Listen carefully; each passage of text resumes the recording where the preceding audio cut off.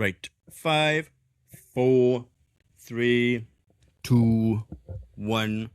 Welcome back to the Runs podcast for another episode. There is only one place to start this week's fucking podcast, and it is in Birmingham on Monday night. I'm surprised you haven't got your banana t-shirt on. Talk us through Monday night. What a fucking what a day, what a night for you. What happened Monday? Was it Monday? Yeah, unbelievable. The European Championship started in Birmingham, just a 2.5 hour drive away. We got the news a couple of weeks ago. Jakob was only doing the 5k. We'd already bought tickets for the Saturday. I thought, I'm not having it. I'm going up to watch it no matter what. I had a quick look, £50 ticket. Mrs. was on board. Let's go straight up after work, bit of grub, watch it. And yeah, what a night that turned out to be. Unbelievable. Like, the racing was class. It was a pretty good night in all with the racing. I didn't even take much notice what else was going on. So yeah, let's touch on the other stuff first. There was obviously, we had the women's semis for the 100, which was cool watching it from the other side of the tracks. It was a bit hard. Saw them up to about 30, 40 yards. Then you couldn't get peripheral vision of who was in the lead, so you did have to have a slight look at the screen. But really enjoyed that. That obviously went on to the final then. Amy hadn't taken that. In a close one with good race, good final. That was really very good final. Good final. Yeah, it was good watching it from the other side. Like, you know, even though I had to glance up at the screen to see what pipped there, but yeah, really enjoyed that. Triple jump was going on right in front of us most of the whole night, and the shot put in, which was mad seeing that. That was pretty cool watching that. Then there was, what else did I watch? There was the women's 3,000 steeplechase. That was good. There was the 4x4 mixed relay. That was class. That was such a good race. That was brilliant. Warholm got to see Carsten Warholm, like, mad seeing him rip round there. And the Norwegians pipping it at the end with a hell of a final 100 from, can't remember her name. But yeah, what a night Norway had in that last 100 metres over a couple of races. Norway, no joke at the moment, is it, Norway? Nope. Yeah, they right Anyone up there else in Norway up there? Well, it was his 5,000 metre race then. So he's come back. The king is back. What a race as well, isn't it? Like, you watched it on TV unfold. I rewatched it last night because obviously I was caught up in the moment of watching it and supporting. And, But yeah, like, do you know, go on, you jump in, go on. For 4,000 metres, it looked like he wasn't back. Yeah, like, let's start at the beginning. So they all come out, got great seats right on the start of where they start in, front row. So on the 200 metre sort of start curve, 5,000 metres. They all come out, they're all jogging around, doing some strides. I'm like, where the fuck is he? Leanne's like, where is he? I can't see him. Could see the other Norwegian guy, Mura, as his training partner. All of a sudden, him and his brother. So, like, what it reminded me of, notice the Odyssey. You know the scene where Agamemnon just walks through the gate, pure aura, miles behind everyone. It was exactly like that. He just comes walking round, way behind everyone, talking to his brother, just like full of aura. Like, I was just like, oh my God, like, look how cool that looks. Like, everyone else is fucking around and he just strolls around, like, didn't do any jogging, nothing. Stands there talking to his brother, drinking water. Then all the Norwegians sort of got together. They obviously got a bit of a game plan in there amongst team. Yeah, of course. Yes, so that was class. Then, when the race starts, he does his usual thing in 5,000. He's fucking around with his watch to get that going. Didn't know this. Yeah, the commentator was on about that too. Did he? And then, he just drops in at the back, doesn't he? Like he does for 5,000. Because he knows, innit, it's not going to be super fast at the front. He knows he can cover moves. Even though, no one who sees it on TV, it's mad how much different distance that is between first and last, mind. That's a good... Is there? 30 metres. It's big. Like, the gap is so long because they were proper strung out, weren't they, the men? Like, the women last night, I thought was a bit chaotic because they all seemed to bunch. Yeah. Like, some in this for a while was running in lane 5. Like, you're like, what are you doing? Just drop in. That's panic. I guess on TV they're like that as well, aren't they? Yeah, only like big. Them coming round. So obviously they come round first split. I can't remember 240 something, and I was like, you can see this shifting, but you can tell it's too easy for him. So yeah, he sat in the back. Jimmy Gressier's with him, his brother Philip. They do a few laps. No panic, and Elian's like, "Oh, why is he in the back?" I said, "Chill, like he's fine. Like he looks." She's exactly like me. Yeah, I'm like, it's over now. It's done. Yeah, he knows what he's doing. Unless I said, if Jimmy moves and he doesn't move, I'll be worried. And that did happen. He did move, I think it was. I know, that's what I mean. That's when I even panicked. I was like, oh shit, maybe he's not back. And he is just here for fitness ahead of Diamond League, and he's just here to like have a go, get back into racing. But then, yeah, Jimmy went. He didn't cover it at first. I think a lap or two went by, and he slowly worked his way up. And then next, he's first before laps to go, and I was like, I was going fucking berserk again, as you can imagine. I was up on the fucking leaning over, screaming. But yeah, so I think he might have been less than 4 laps to go. He took the lead, can't remember. And he tells Jimmy, calm down, I'm the captain. That was fucking brilliant. Yeah, that was brilliant. Yeah, I don't know why you say it, didn't it? You chill out, son. We don't go yet. yet. So, yeah, it was building, and you could feel him getting faster. Like, it was mad, like, because obviously they strung out so much, and I think it was like a top 10. Like, Nick Grigg was in there, and I felt sorry for him, his shoe coming off, because still to run 8, like, that's mad, isn't it? Like, what a run. Yeah. Come run 8 with a couple of laps without no shoe. Like Fred Flintstone. Yeah, you could feel his stretch, and that front 8 just gapped the rest a little bit. People then, like, top athlete, like, and they're just getting dropped for fun. Like, before you know it, they're 200 metres behind. It's crazy, and then when you see the levels. So, yeah, who's the boy that's, is he the Italian boy that's coached by Jakob's dad?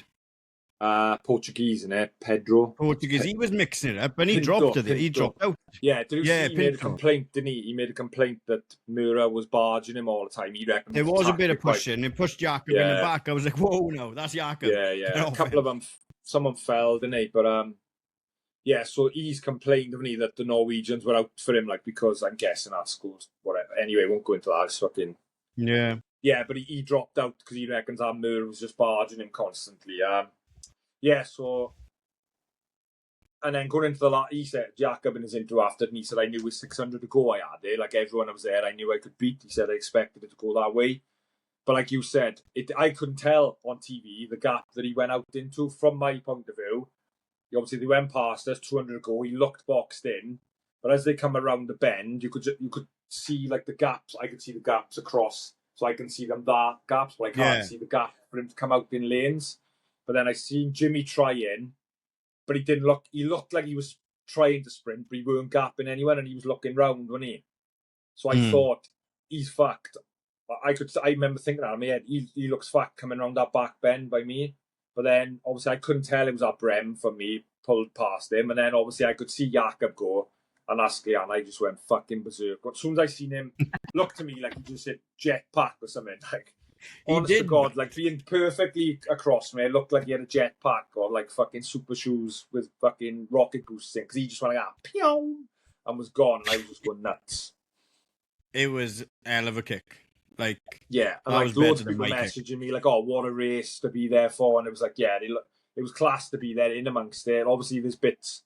Since I've rewatched it, there's like the first, I don't know, 12 and a half laps, first 8 laps was pretty, normal, just knew what he was doing, ticking them off. Yeah. Until Jimmy moved, I did have a little bit, he's probably not fit, does he, this year for a race, like, but no, it was just the perfect night, wasn't it? Man, like, people were like, obviously everyone was messaging you as well. Everyone was messaging the podcast as well, because you spent 3 years telling everyone the Jakob is king.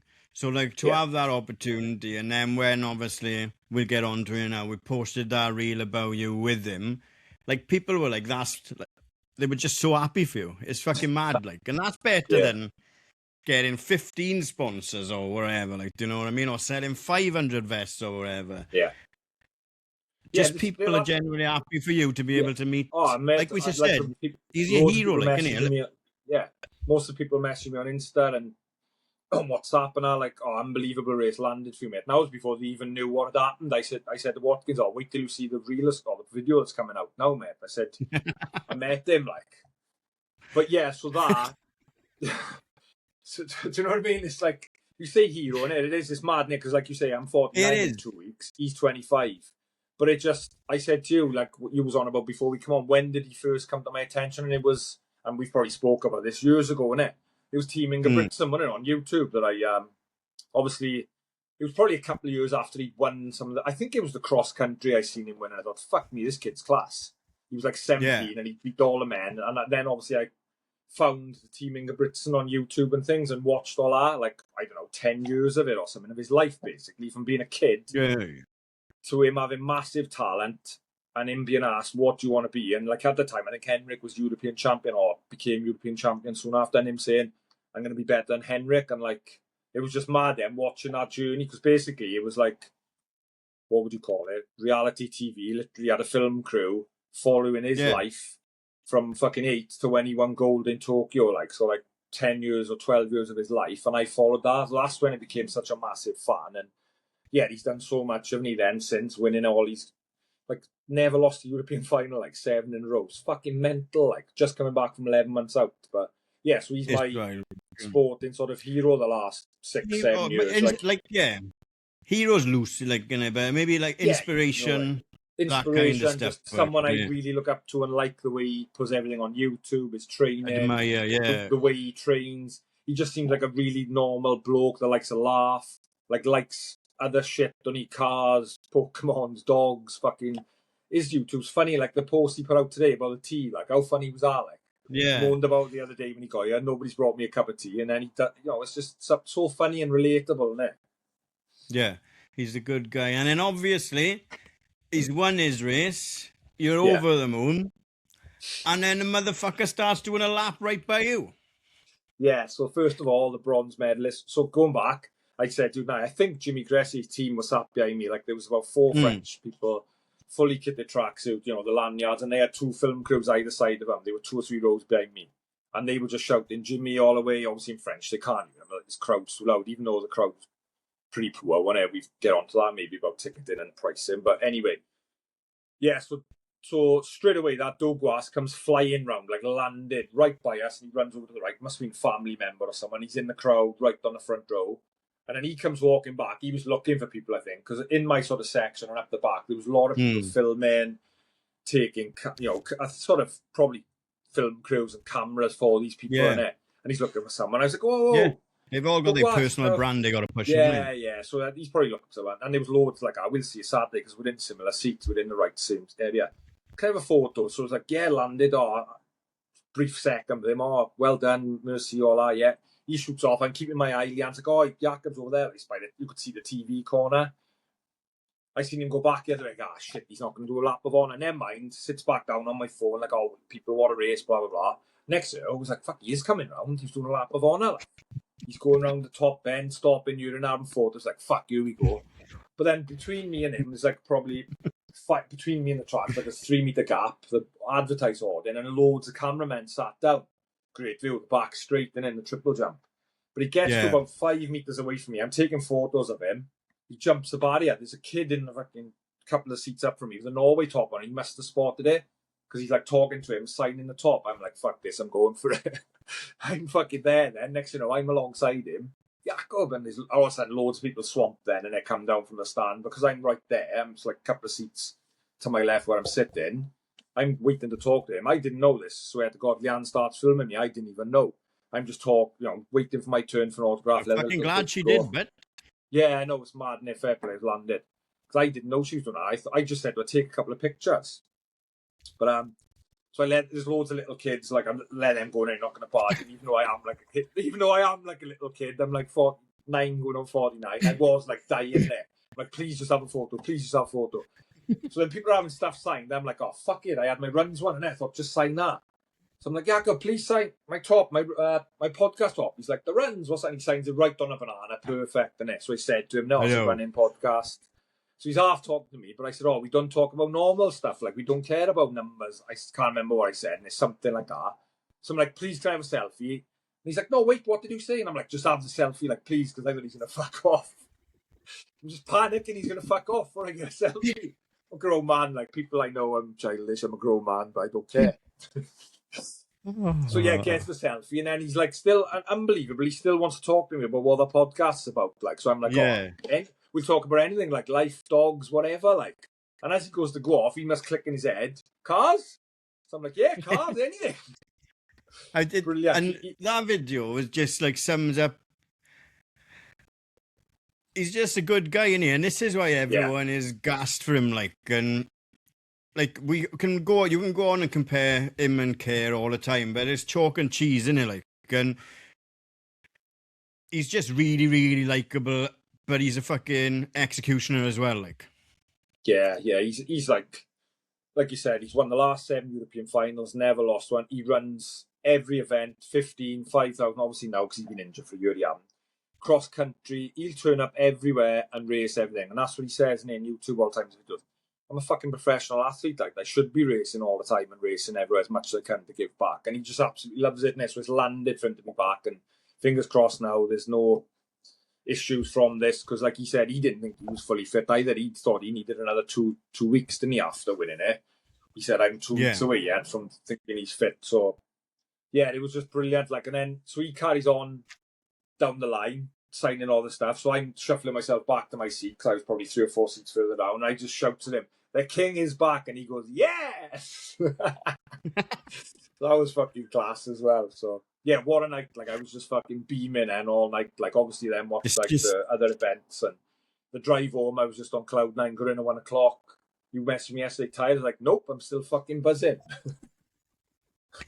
But it's like, yeah, it's hard to explain, isn't it? Because like, it is. Bishy was making fun when he in a WhatsApp group of like how you start start talking in broken English. And do you know what? Because he's Norwegian and it's nerves. I feel myself doing it. Yeah, it's nerves. But you know, like I'm talking to him, I could tell I was doing it. But then you just been nervous. He is foreign, even though he speaks fucking better English than me, probably. You just do it. Yeah. You know? But I was the same on a smaller scale. When I was asking Alex Bell to come on a podcast in Booth Park, I was talking like fucking C3PO, but like you shit yourself, like. And like I said, it's exactly the same as Bishy meeting David Beckham. Like it's that kind of experience. But I'm just like it was like it's so Boston good for him to be back. Like Boston was cool. One of the people I met there. Now that blew my mind. But then Jakob, I think to me, although he's not a marathon runner and I'm more of a road marathon runner, and that was amazing meeting them people. And they are fucking legends of the game as well. They fucking love them. Like they competitors and are real good runners. Like Mance, American record, Rory, close to Canadian record, and such a nice bloke. But then Jakob, to me, he's on. I think he's another level again. And do you know what I mean? He's Hollywood, like, isn't he? Yeah, he's sort of your Hollywood, big time, massive YouTube following, massive cult following on Insta and things. I mean, he's big and he's massive. So, yeah, that was just a pleasure to see him race. I was just landed to just go and see him race, like, no matter what happened. It was just, but then, that then to top it off was just fucking unreal. Man. Like, I was jumping around my living room a fucking 10 to 9 on a Monday night. Like, when he pulled out of that hole, I was like, oh my God. He was like a bullet, like, gone. Yeah. Ta-da. Yeah. It was, and that's what it was like watching it from side on. It was just like, as soon as I could see Jimmy looking round, coming off probably the back end with 100 to go, and it looked to me, I couldn't tell, like on TV, I've seen it again, he's alongside Dogwa, and because he's inside, I couldn't see him. I just see him sort of go both. I think he's got the inside line from where I was. I couldn't tell. Couldn't tell he was out in lane 2. Do you know what I mean? I'm just jumping up and down like an idiot. But he is an advert for, like, and we'll get, like, obviously we're going up on the weekend and we spoke about it with the boys and stuff like that. You've got these, like, Jakob Inge, I can't say his surname properly. Jakob is racing in Birmingham on a Monday night and there's fucking empty seats because people are being priced out of tickets, like. Yeah, it's been a bit shit, isn't it? Like all week, like last night looked a bit better, didn't it? But yeah, it's disappointing. Like I paid 50 quid for my tickets, 100 quid for me and Leanne. I know it's not a cheap night, but I'm in a position, I'm lucky I can afford it. But like on the weekend, it's even worse. It goes up to 150 a ticket. Like we've paid 105 quid for Saturday because it's a good session, Saturday night, weekend. And we're in the exact same seats I was in Monday night. It's just because it was Monday and there's only 2 finals probably. But yeah. It's not on, like, I seen him on about it yesterday before the stuff, and like they were saying, I think it was, what's his name, the long jumper, the one gold in 2012. Fuck knows. Yeah, the British guy in dress, and it's like, oh yeah, but there is £26, Garby Logan. Rutherford. £26, Rutherford. There is £25 tickets available for tonight. It's like, yeah, but that's still a lot, isn't it, for like a Tuesday night in Birmingham to take a family of 4. You're talking 100 quid before you even start. Like, Leanne had a pint in there. Obviously, I had 1 pint earlier in the afternoon when we got there. It was $7.20 for a pint. Like, food was 18 quid. You're taking a piss, and like, just fill the place. Like, give kids free tickets. Like, you could be inspiring someone for the rest of their life. And it's the most underrepresented, underfollowed sport. Yeah. But it's fucking magic. Like, Oh, it's unreal, but it was a brilliant night. Like, honestly, we're going to have such a good night Saturday. It'll be brilliant. It won't be maybe the higher level. I maybe not feel as high because of a good night I had Monday, but it'll still be class. I know it will. But we're paying stupid money. Like, people can't afford that. but I'm looking forward to that as well. Yeah. But Jakob is back and he has fucking warned everyone. He is back and he's going to be better, which is mad. Which is mad. So, but good. Because he's 25, like, people should be scared. Like. Oh, yeah, if he gets back to... Like, they should be worried. Do you know I don't know whether it's because of the injury that he ran it like that, a bit more sensible, because usually, it's 1500 as well. He loves front running, doesn't he? He loves being the guy. Like, I know everyone says, oh, he needs a pacemaker, but who fucking don't in Diamond League? They all have them. But any championships, Tokyo, he didn't have a pacemaker, did he? He fucking ran it from the front and won. He's done in other races. He's got a 2-mile world record, etc., and he ran on his own. Do you know? So I don't know whether it was the injury or whether he's been more thoughtful in his running in this time off, that he knows he's got to be a bit more tactical from time to time and can't just lead out with a K to go or 800 to go. He's got to like just sit in and let someone else run hard and then just do what he did. Maybe that's the inside to him. And if it is, you're all fucked. Like when Ronaldo started playing centre forward, like. Yeah.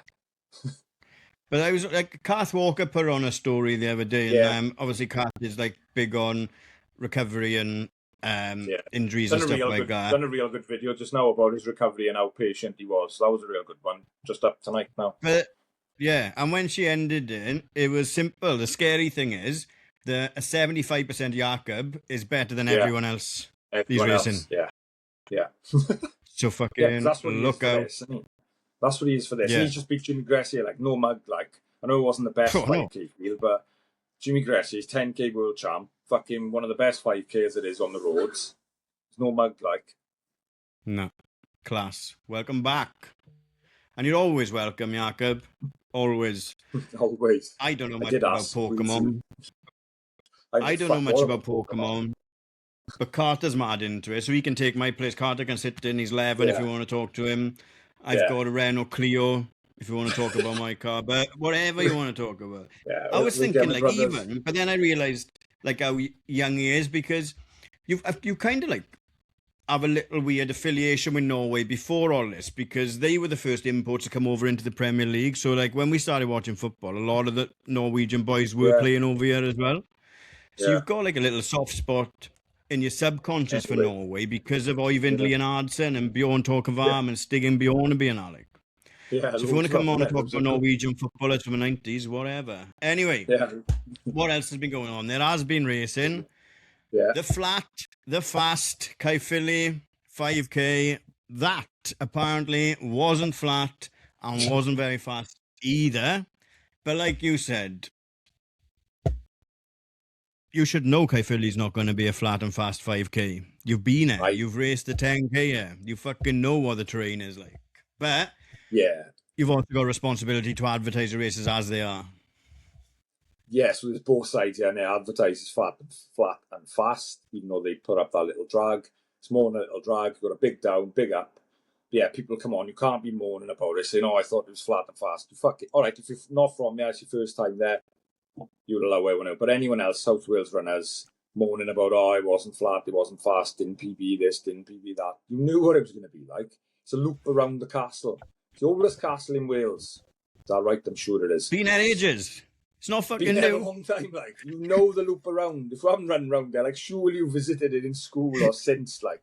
No, it's not going to be fucking... You've seen it. It's up there. Like, you've got to look up for it. How do you think you get up there? Yeah, but that was on the weekend. It looked quite warm. No excuses there either, people. It was the same for everyone. But yeah, I'm not even sure what... I seen Donna was second in the female race. I don't know the 1, 2, 3 in the men's. I didn't even see that. But what I did see was Mark Hobbs with the steal of the century. What? Oh my God, Mark Hobbs. I was going to reach out to him for a quote, but I didn't want to start any more beef. But that was cinema. Like he was 50 metres back, like, with like 60 metres to go. Something crazy like that. That guy's like that, and he thinks he got it, and fucking Hobbs, he sneaks in. That's like, must be photo finish, like, he's like that guy, he's devastated. You can see it though, can't you? Before he's even crossed the timing mark, the other guy's like, "Oh, what have I done?" That whoever's Run caught that on through the camera has tape. got a photo. What a life! What a photo that is going to be. Yeah, that is class. That's one to frame, obviously, boy. Class. But yeah, apparently the organisers are taking over Marathon Eryri next year, and advertising it as an easy PB course. Oh, PB all day, flat and fast marathon. Oh, everyone jump on it as well. Yeah, fuck right. Don't be. And then you said this was flat and fast. It's a fucking mountain. Bloody hell! Biggest mountain in Wales, then. Look what we've got as well. In the flesh, baby. Unbelievable. For those listening on audio, we are looking at this year's Amsterdam. I don't think I'm going to be able to race in this, but it's a cool top to have for the weekend. Oh, but for the weekend, and it's the weekend top. Even though it is tech, it is unbelievable, people. I'm not lying. I'm not putting plonker. God. Like the design guard did with this for the crossover with Ajax 94. Obviously, we gone pink instead of the red. And then Dan from Rack obviously putting it together, like the design, the low. It's unbelievable. Like, and long sleeve for a bit of a difference. If I'm jogging round, I'll probably be wearing it. If the weather's not great and I'm just jogging round, I will wear it. Like, but yeah, unbelievable. Even if you're going to get it for the weekend, you come in with us or not. It's online now, isn't it? Is it available now to buy? Yeah, it will be by the time this episode comes out on Friday. Sorry to plug everyone and try and get more money out to you, but this was planned long before we planned the vest coming back out, but that was a nag. So if anyone's buying this, you don't have to buy. You will, but the thing is, right? What we are doing is putting out fucking quality merch, quality stuff as well. We're not just banging stuff out.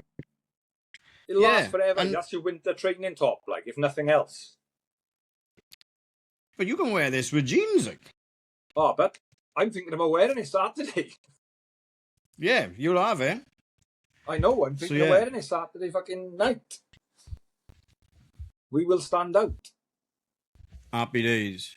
Good. That's everything. I've got to go and have a look at the eclipse quickly while we wait for our guest to join.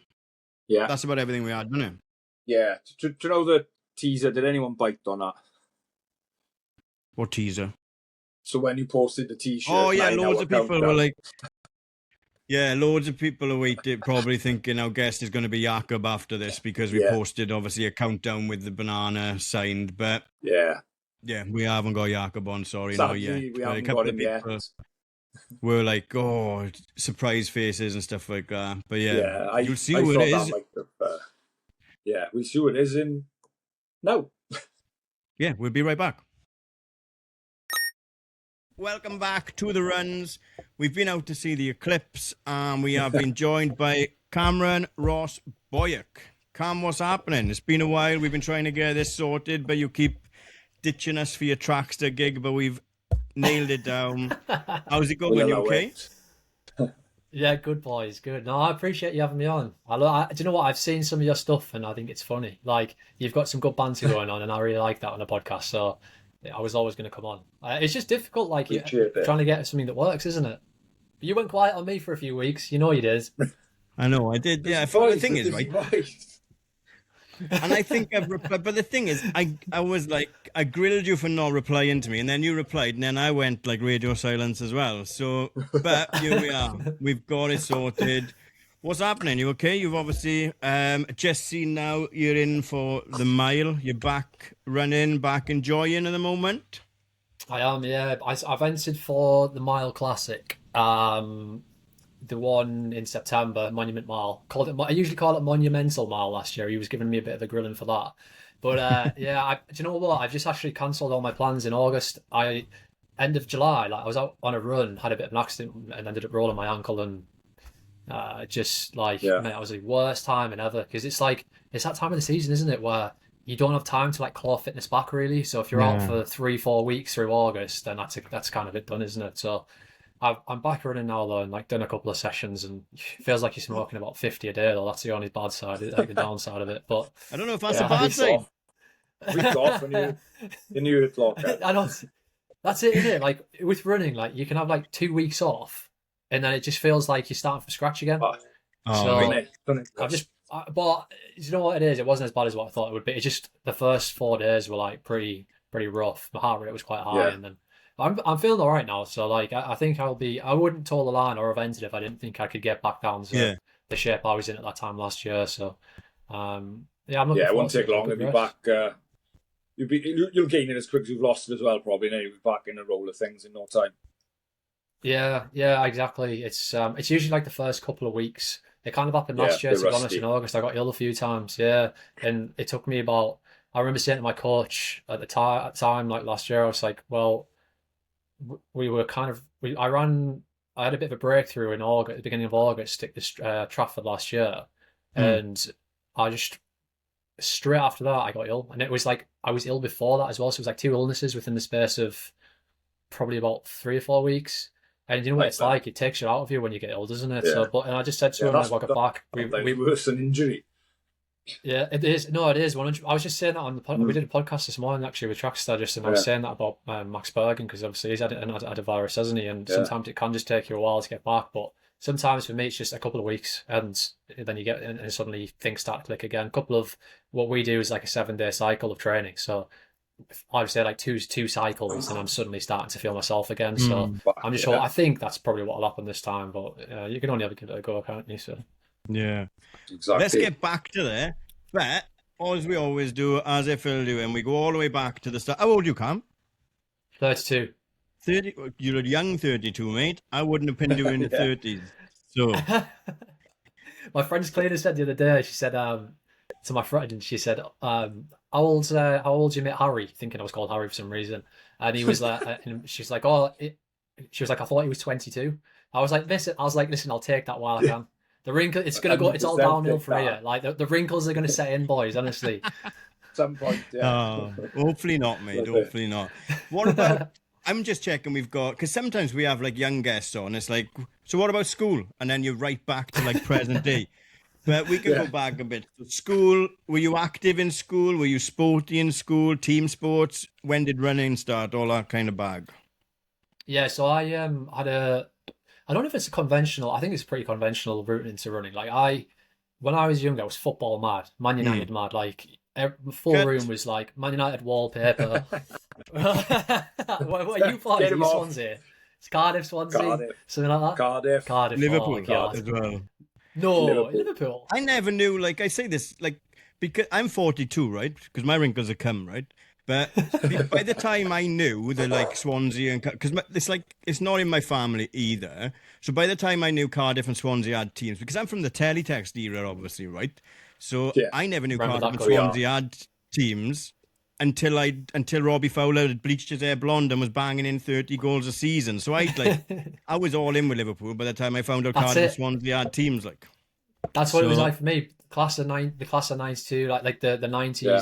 Man United, like Giggsy, Beckham, Ash, like Andy Cole, all those boys.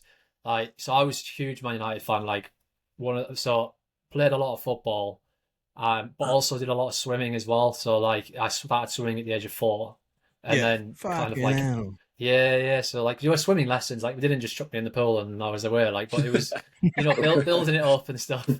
But so. I have seen that on Instagram though. But anyway. Yeah, I seen that the other day. People kicking off. Yeah, when they chuck the baby in and it's supposed to like teach him how to like get on its back or something, and it's like gasping for air. I don't know about that. It's a bit of a controversial one, isn't it? Yeah. But so no, I just like yeah. So no, I played a lot of football, and then as you do, you get into secondary school. You know, when they make you do cross country, don't they? Like so, my school did anyway. So first PE lesson was cross country. I'd never run a running race. I don't think I'd ever run a running race in my life. I don't think. Leading into that. So I was 12, 11, 12. My birthday's in October, so I'll have been around then. First PE lesson was running around the football pitches of the local college.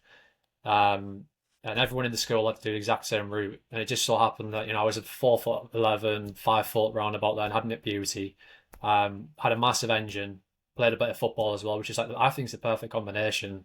And the swimming as well, because like we've talked to like loads of people, a couple of our guests have swum before they've ran, and the aerobic base and like the muscle base, even at that age, is probably giving you an edge at that point as well, without you even knowing it. Oh, 100%. You know, I was swimming at least 4 to 5 days a week, which is not a Oh, lot, by the way, for a swimmer. It's literally not no, No. a lot. You know, I've got no, an they're older, mad, and they do mad tweaks. crazy. It's like twice a day every day from the age of like. I mean, my older brother he's a year older than me, but he was really good as a swimmer. Like I wasn't anything special at swimming. Like I was too small, too scrawny, and I didn't train enough. Like I didn't enjoy it as really either. My older brother was like won like national medals and stuff growing up, and but he was in the pool twice a day, That's, pretty much every day. yeah. Yeah, So before and after school, it's mad. Like, and yeah, yeah, it's yeah. a lot. It is a lot, isn't it? Yeah, I've seen PT recently, so Adam PT saying that like trying to advocate Yeah. for like getting a band for like children at school age not being I allowed to don't mind swim. that. Yeah, Yeah. I'm all You for it because lose I've so done a few many of them athletes before. down the line, won't you? Like they'll get to the Yeah, point where you can go, "Fuck this, I'm not doing it," and they will go, "Fuck yeah, this, I'm not doing it," because they've been doing it twice a day, every day for 10 years. Like, yeah. And also as well, I do think it will affect your school grades. Like I've done it when I've done it yeah, before. I remember my dad would like give me a bit of extra money in the morning for school and be like, you know, go and get yourself a sausage sandwich before school starts to make sure you get some extra food in you, or take us to like the local, you know, like the local white wall cafe where you can get like a bacon sarnie or something like that. And just so we had a bit of extra food. But I remember just going through the school day being knackered and thinking, I don't know, my brother does this every day. nah, Yeah. yeah, you're right. But long story short, like I did really well on like the thing. I was like the fastest in the school straight away. And they stood me up and they were like, you know, because my brother was also good at running as well. At the time, he was the fastest in the school, but then I suddenly came in this random year seven, little scrawny kid, and he was suddenly, you know, faster than all the year 11s at cross country, and everyone was like, "What's going on here?" So That's, then that's a big flex, that is. it was, yeah. I remember 2 days later, right, like being in the changing rooms. You know what it's like when you're in year seven at school, and the year 11s feel so old, don't they? They're like, "Oh my god, Yeah. they're like Yeah, adults." They're yeah. big lads and big hairy legs in the changing rooms. Yeah. I was getting changed for football, and they just turned to me and they were like, this lad turned to me and was like, I think he was the captain of the year 11 team, and was like, "Are you that young lad who's just ran the fastest time in the school?" And I was like, yeah, it's me. He was like, "Oh, I've heard all about you. I've heard all, you're rapid. You're like a rabbit." And I was like, "Oh," Yeah. it's like, yeah, cheers, mate, thanks. And then yeah, so Yeah. I ended up going to like getting selected to go to for the school to the district champs as you do through the English school Yeah. system. Did the districts, won them again. I was like overtaking the hairs there, so everyone was like, "Oh, this is kind of crazy." Went to the counties, won that by quite a long way. Then I went to the north of England counties champs, and I came second there actually behind a lad called Mark Shaw, who I didn't realise at the time it was the first time I'd been beaten in a race. And That is mad, it, isn't it? yeah, And that yeah, did that rattle you? yeah. Do you know what it did? I was a bit shocked because it was honestly I've never hurt like that before in a running race because Mm. you know when you're at the front you can control it at your own pace because I was so far ahead that kind of didn't really make a difference to me. I was just trying to win Yeah. the races. Didn't know enough about running.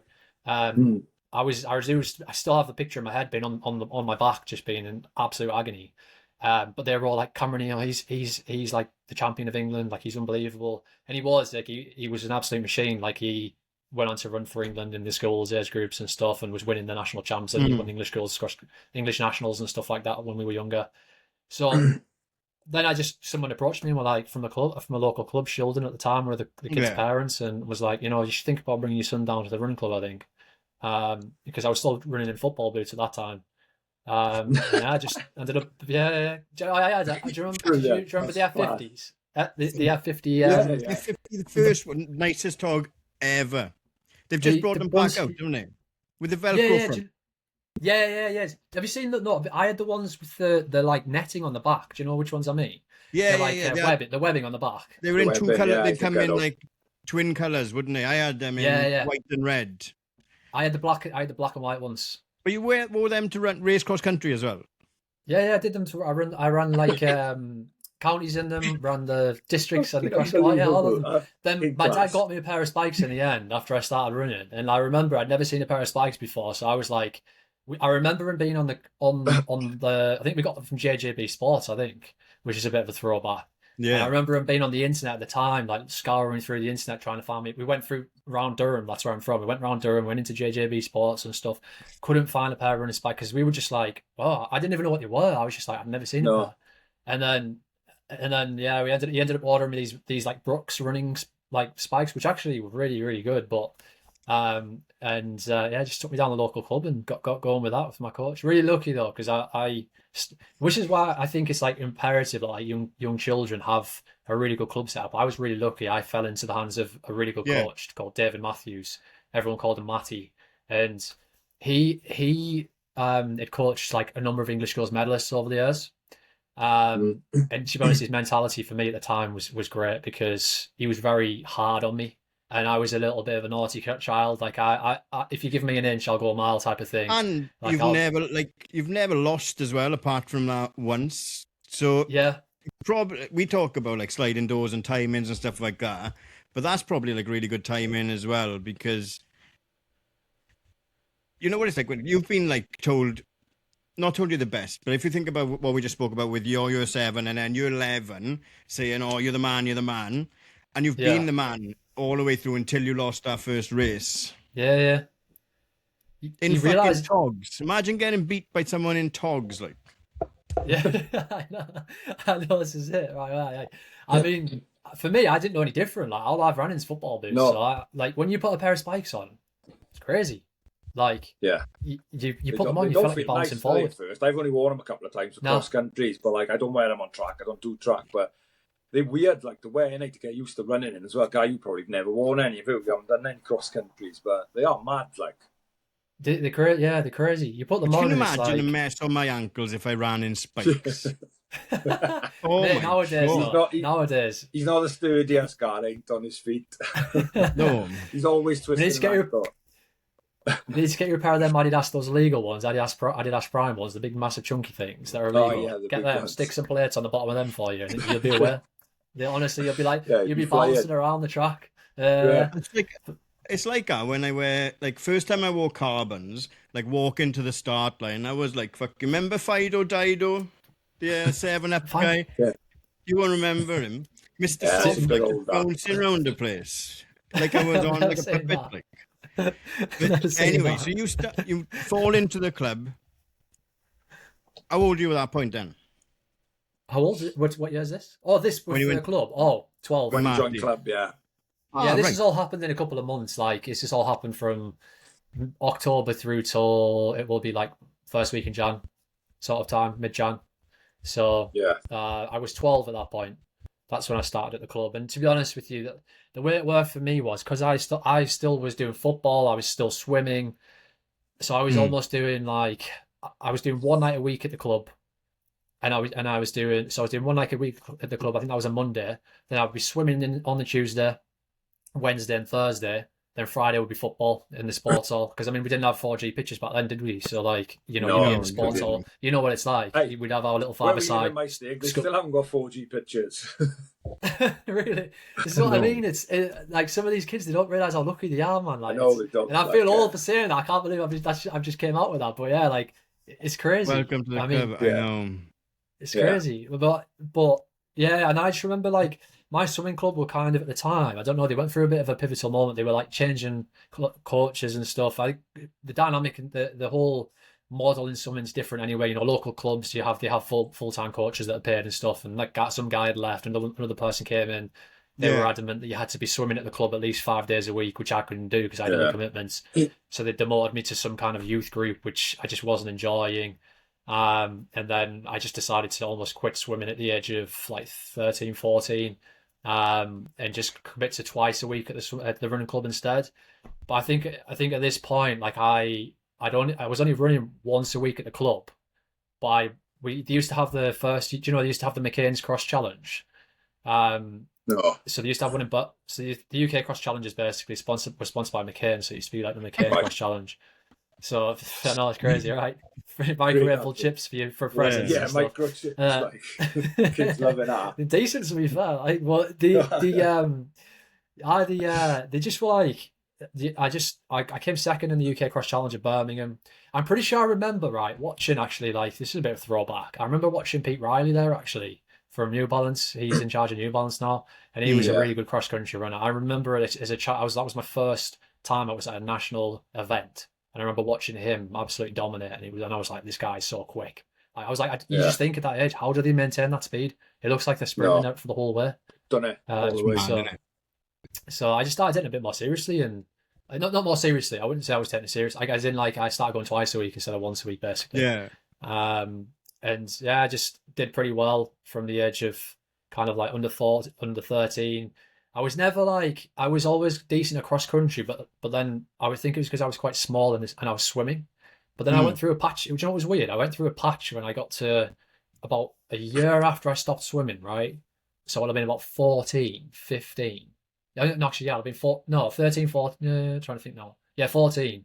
I went through a patch where I just ran terribly for a year. And I really wasn't enjoying it at all. I never really used to enjoy running anyway, to be totally honest with you, like because it is a hard sport. And you really have to, really have to be invested in it to do well. One at that age too, and you're almost like, especially if we roll it back 20 years nearly, you're a bit of a gimp 20 years ago for running as well. Like, no, 100%, 100%. I didn't like going out my house where I'm from. I'm from a working class area, so I didn't like running around my streets and wearing split shorts because I felt like a bit of like.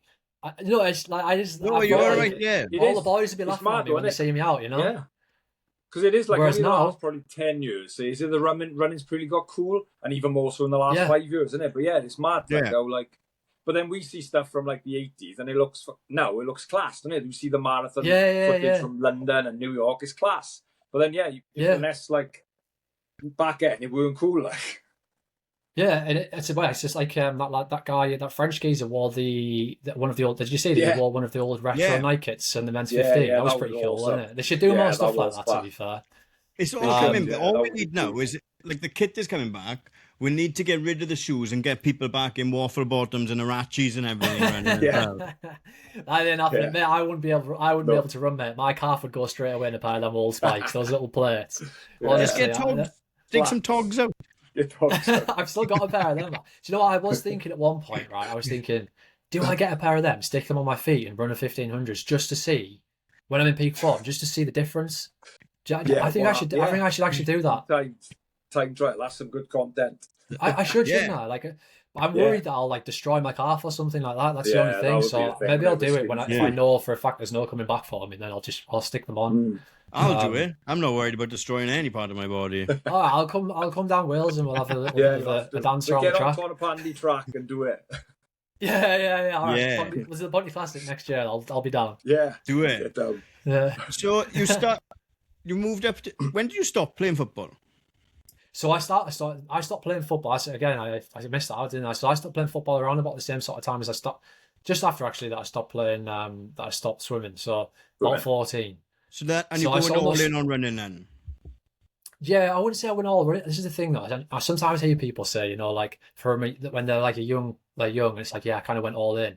It was never like that for me. Like I was still a kid and I enjoyed going out with my mates, and like in terms of going all in, it just so happened that it was like the only sport that I did. So kind of all in, but I didn't really take it seriously until a few years later down the line. But in terms of football, like, do you know what? I fell out of love with it because I stopped getting played, and I know that there was a point where I didn't get played on one match. I didn't even get a game, and I was only 14 at 13, 14, I think. I was actually would have been about 13, and I think that was demoralising for me, for young kids. So like, he was just wants to go down and play. Like, just want to play. Yeah, killed me. And I remember my dad storming off because he was, at the time I didn't really get it. He didn't like kick off or anything. He just walked off because he's quite quiet anyway, my dad. But and then I remember he went up to the coaches and he was like, like, is Cameron going to get a game or not? Because if not, I think I'll just move him club because I want him to just play. Yeah.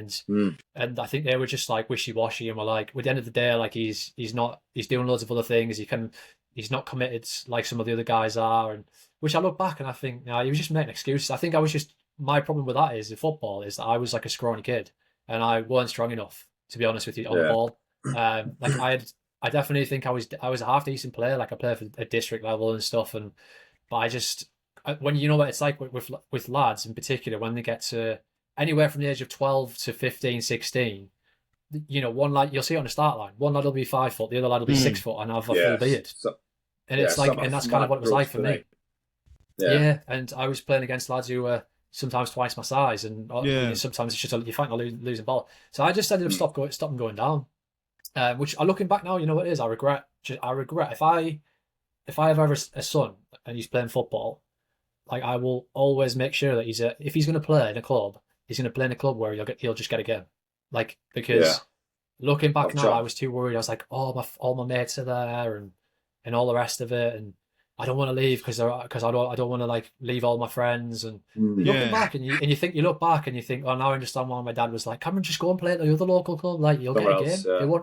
They actually want you on the team. Just playing it. Yeah. So anyway, I ended up quitting, and what I was going to lead on to was like I got to the age of like probably around about a year after I'd stopped swimming and football, where I just had a terrible year.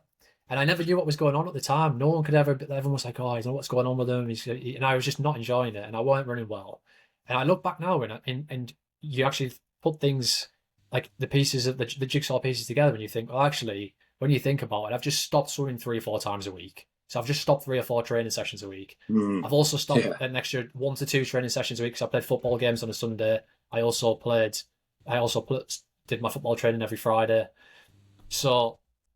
Yeah, it took me about another year on from that to start. That's when I started training even more. So I started training like 3 times a week instead. And then I got to the age of, and I improved again a little bit. But it wasn't until the age of 16 when I really started to take off. And that's when I started doing my easy runs. So I started actually going out and doing like a couple of 20-minute easy runs in between my training sessions as well. And that's when that year I won the UK School Games. And I won English Schools Bronze.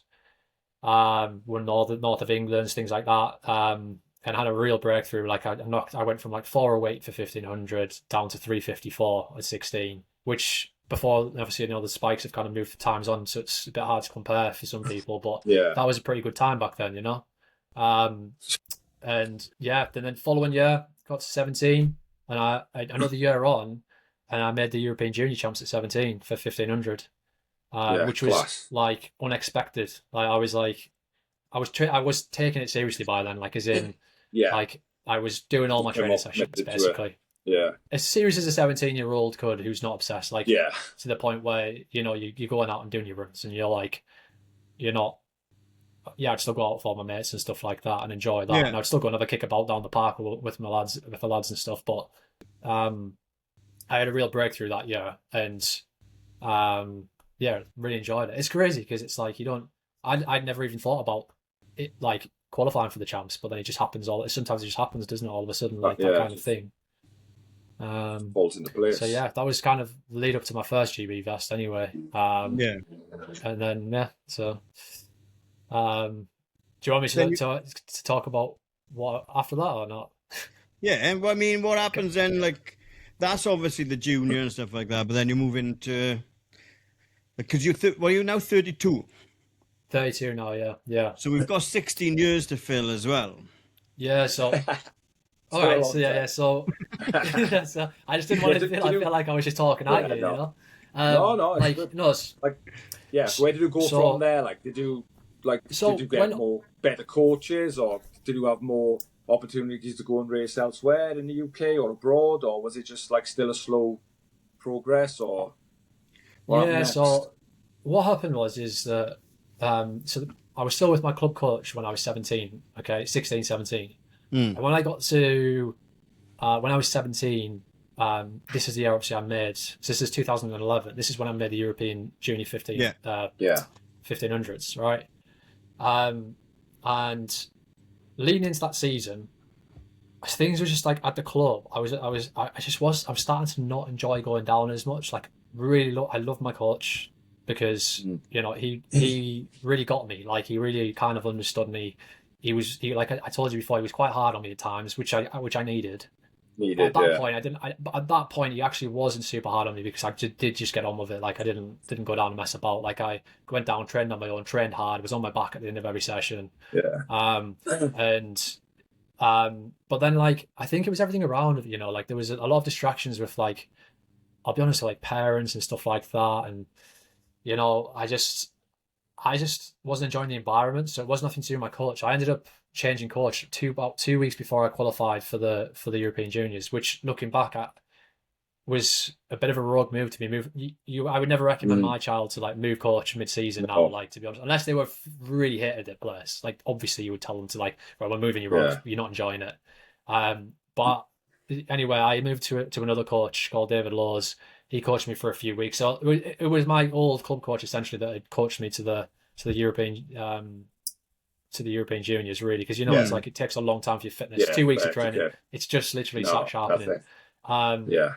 Anyway, so I was with this new coach, but then we saw the season out, and I started training. Training changed completely from what I was doing, and then the following year, like I just had a really off year, like where things just didn't go well when I was 18. So this is 2012, and I think that, like, looking back, and I've actually weirdly had a conversation with a couple of the guys at Scottish Athletics about this. They brought it up actually when I was at the British Champs this year. They were just reminiscing, I think, about some of the memories and stuff that I've had with them, and they were just saying like some of the training was probably not too well suited for me. It was quite intense, like a lot of recovery. I've always been suited to kind of the short recovery speed endurance sessions have really brought me on. I didn't have a great season. I finished the season off on a decent time. I was still ranked second on time, but that was literally my last race of the season. So it was a bit of a slow burn. I didn't qualify for the World Juniors, which I was trying to do. I was 2 seconds off that. So it just weren't a great year. And then the year after, I got my first major injury when I was 19. And that was stress response in my right tibia. And that was super painful. And I think looking back, I even wonder if it was a fracture, but I never got a scan. But it was horrendous. And I think the reason for that is because because you do look back when you get older and you get a bit more experience. But I was going out for my morning runs. I was going out at like 10, 11 in the morning, right, for my first run. And I was going out for my second run at like 3:30, 4 p.m. before the sun went down. I can tell you that's ridiculous. Gap, like. It's like that's no recovery at all. And by the way, both runs were like a decent lick as well. So it's like it was a recipe for disaster. And I remember my coach being like, at the time, being like, "Oh, I don't understand. We've done everything right, we've done everything on the grass. Like, there's been no impact." And to be honest with you, looking back, I'm like, all I was getting set was my session. So at the time, I was just guessing. Like, I didn't really understand enough about what was going on. Like, still wasn't. It's not like exactly, and we don't have social media like we do now. So like, social media now is rife with loads of different training philosophies, and we didn't really have that. We had Facebook, didn't we? Really, and that was just for friends. So, but anyway, that's an hard one, isn't it? Because now we know that that's fucking ridiculous, obviously. But no different at that point. And I'm not saying your coach was bad or anything, but good coaches can be bad for some people and bad coaches can be good for some people. But they got to have a responsibility to say, fucking hell, Cam. But there's no Strava either for you to, like, they just say, they can't see that you've done that run at half 10 and that at 3. No. If you're going back at the end of the day and saying, I've done 2 runs, they are going to assume you've got a lick of common sense and done 1 at 7 and 1 at 5, like, But exactly. In this day and age as well, you'd have conflicting, if you post that on Instagram now, you'd have conflicting opinions on that. People will think some people will think it's a flex. This guy's a beast. And then some will be like, what are you doing? Like, do you know? Yeah. I think, the people who know something about running will be like, Jesus Christ, what are you doing? Well, honestly, I was just guessing. It was nothing to do with. It's a shit time to get injured at. It's 2019 because you're ready to jump into the big fish and a bigger pool. Yeah. You've been dominating age groups. Now you're going into one big age group.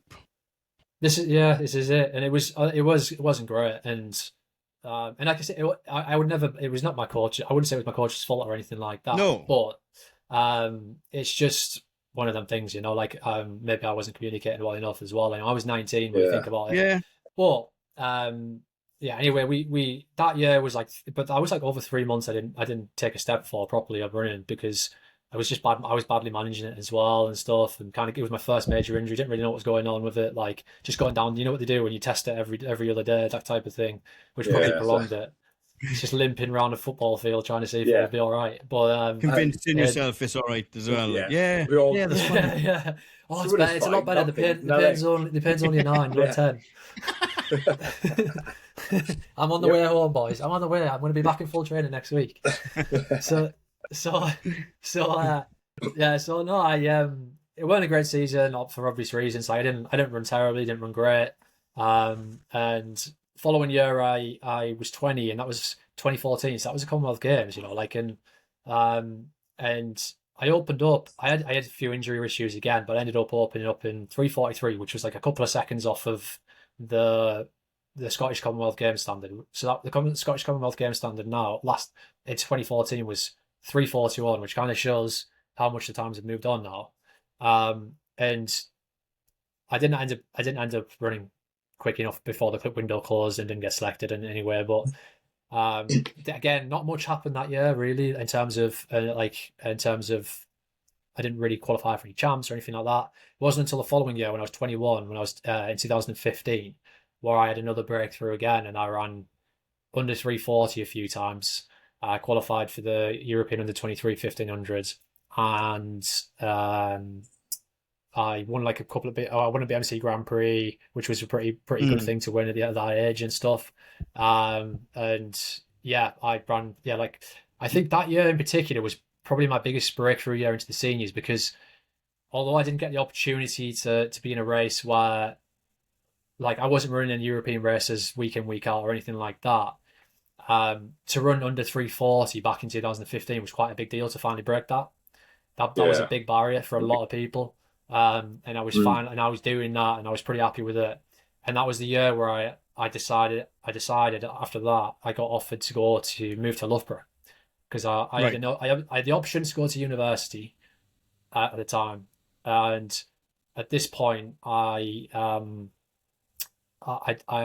also got the opportunity to go and pretty much full time, other than the odd bits of part time work, go and train in Loughborough and live in like what they had an endurance house at the time. So the year before that, they had I think Eilish McColgan and Michael Rimmer were in it. There's a couple of other decent runners living there, but they'd moved on at this point, and I moved in with Guy Learmonth, Kate Avery, and Sam Stabler. And do you know what? It was really good, really good year. In terms of socially, like I really loved living with those three. Were so Guy actually moved out after about a month. He wasn't happy with the house, which is funny. But the but really loved living with Kate and Sam. We had a great time. Like all got on really well. Ended up really close. And do you know what? Things just went downhill from there. That's when things spiraled for me. I had this big break, didn't I? Where I was like a really good junior. That was it. Yeah. Under 23s, I think I was ranked. I don't know. I was definitely ranked in the top 5 time wise in Europe for an under 23. And also I almost ended up going to the NCAA as well, because I was in talks with one of the coaches there to go to the Gators, which I decided not to. I ended up going to Loughborough.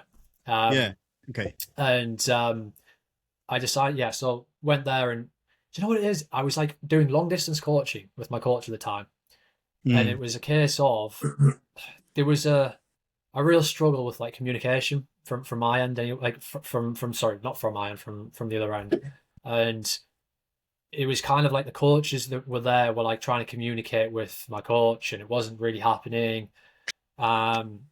And I ended up that I was like almost just floating around doing bits and bobs here and there. No one was really kind of paying attention to what I was doing, because I'll be honest with you, like looking back, I really didn't think it was a great environment.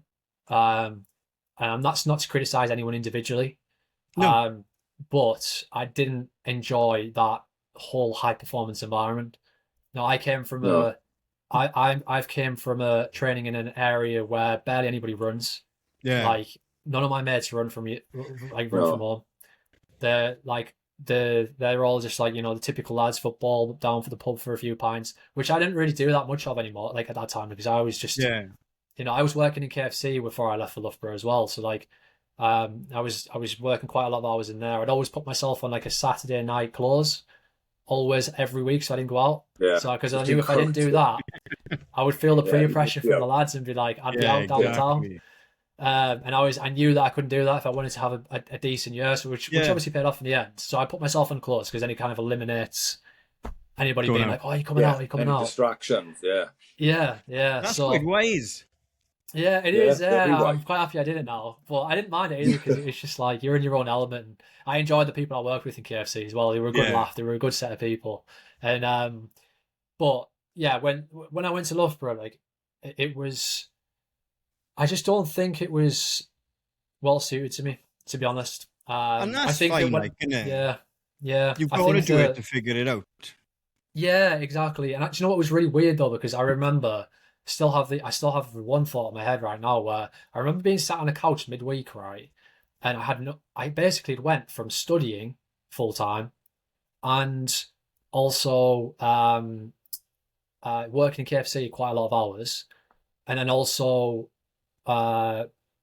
training a lot as well. Yeah. Like my busiest day when I was like 20, when I had that year in 2015, it was like on a Thursday. I remember it was like every day it was get up. This is before I moved to Loughborough, right before. Get up at like I think it was like 6:15 ish in the morning, so I could travel up to Gateshead to meet my coach who was doing my strength and conditioning, who was helping me out at the Gateshead Stadium. I would do my S&C in the morning before I went to do my A levels. Then I would drive back down to Durham. I'd do my A levels 9 till 4:10. Then I would drive straight over to Bishop Auckland to KFC. I'd do my KFC shift 5 till 9. Then I'd drive back to Durham and I'd do my run. And sometimes I won't finishing my run till about after 11 p.m. at night. It's crazy. The reason I went back to Durham is because I knew it was always lit up, and I knew that there would always be lots of students around at that time. Yeah, so I knew it would be safe. So like I that's why I went back there. But I went from that kind of environment to like not really working that much, and just like I'd have a run in the morning and that would be it. I'd have nothing. Yeah. And it didn't suit me. Like like I had nothing to do. I didn't really know what to do with myself. I remember thinking like there's only so many coffees I can go for. Like it's true, isn't it? Like that's all that runners do, man. They just go for coffee. Like you need to have something else. Yeah. And then when you get injured, you've got nothing.